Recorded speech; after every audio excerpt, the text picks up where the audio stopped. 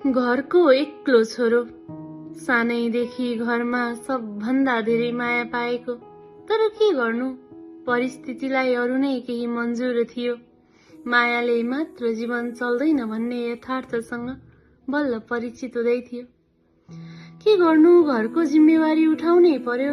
न पढाइलाई निरन्तरता दिन सक्यो, न कुनै सपना नै पूरा भयो। पढाइ पनि बीचमै छोडेर परिस्थितिले उसलाई घर छोड्न बाध्य बनायो।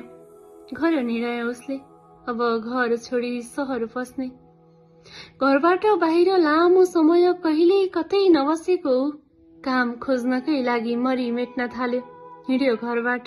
घरभन्दा पारीको त्यो डाँडाबाट घरतिर हेर्दा धमिलो दृश्य मात्र थियो, किनकि उसको आँखा आँसुले भरिएको थियो।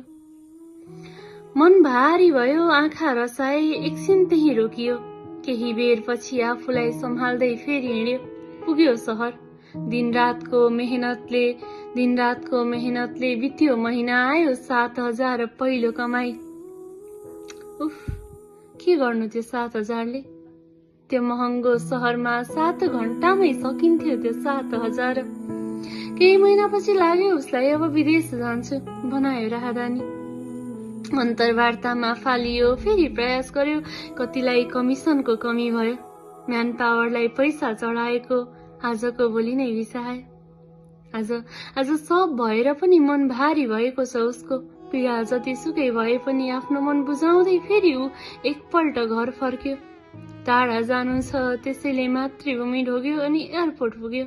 1-2 वर्ष अर्काको देशमा दुःख गरेर भए पनि बुबा आमाको मुहारमा खुसी जो भर्नु थियो, यही सोचेर ऊ